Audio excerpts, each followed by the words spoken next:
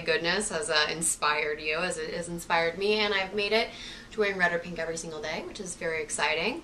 So today I have a really kind of interesting topic. The topic is gluten-free goes out with gluten-full.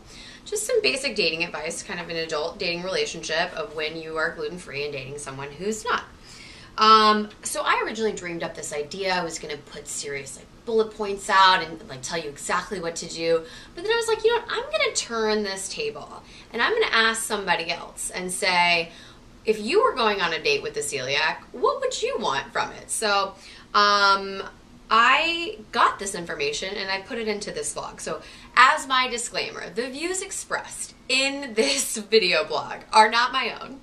So do not, if you disagree with what I say, it is not my own views, but I wanted to give this to you from the horse's mouth of someone else who, you know, could be dating a celiac and is not gluten-free. So this is what I got, and I found it pretty interesting. So anyway, number one, don't drop the D word on date one. Now, what is the D word? Disease. The word disease is scary, and especially celiac disease, because it doesn't indicate just what might be wrong with you. I thought that was interesting. Keep it light before the date. Explain that you have gluten intolerance and it's simply something that you cannot eat. Put enough attention on it to make it serious, but not and make sure your date acknowledges this, but drop it as soon as they do. This doesn't need to be the center of your conversations. I thought this was a pretty good quote as well. It says, wait until date 2 or 3 to explain celiac disease. As my friend said, you don't need to know on a first date that the girl you're taking out is divorced, but you need to know this around date 3 and not date 30. So point number 2, provide restaurant suggestions, but be open to his wants and put the onus on yourself to call the restaurant. Let your date suggest restaurants, but come forward with 1 or 2 safe places that are fun options for you. Tell your date that you'd like him to pick the restaurant, but once he picks it, that you are going to call to make sure that they can accommodate you.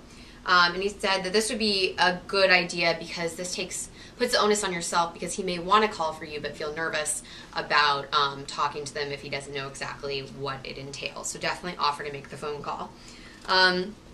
It gives him an out and puts the ball in your court. Okay, here comes a big one, guys. Kissing. Keep it cute. It says kissing can be awkward, especially if you're someone who is as sensitive as me. I'm very, I'm sensitive to tiny, minute bits of cross-contamination. So he opened up by saying that this is a great way to get rid of a creeper. End a bad date by saying I have celiac disease and I really can't do much kissing. Sorry. I was like, that's funny. Funny point.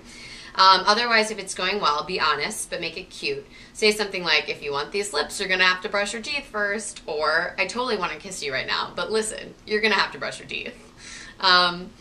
So if you're not down with this whole process and you feel awkward, a quick smooch on the lips, pull away, and then if they want to go back for more, you got to give them the rundown on the toothbrush. And finally, if you like each other, it doesn't matter what you can and can't eat. He stressed that if you have a connection with someone, the last thing that's going to matter is what they can't eat. Remind your date that 3 million Americans have celiac and 25 million Americans will need to be on a gluten-free diet in their lifetime. So, you know, it may be different for you, but it's not a huge, weird, bizarre thing that other people in this world aren't going through. So I hope this was helpful. I don't really know. I hope you guys enjoyed it. Definitely shoot me some feedback. I would love to share this with him and see what he thinks about it, feedback-wise. So I'm really glad I got this outside opinion from someone who is not gluten-free, and I'm glad I could share it with you. So hope everyone has a fabulous weekend. Almost just a few more days till my birthday. Hello. Oh my God, I'm crazy today.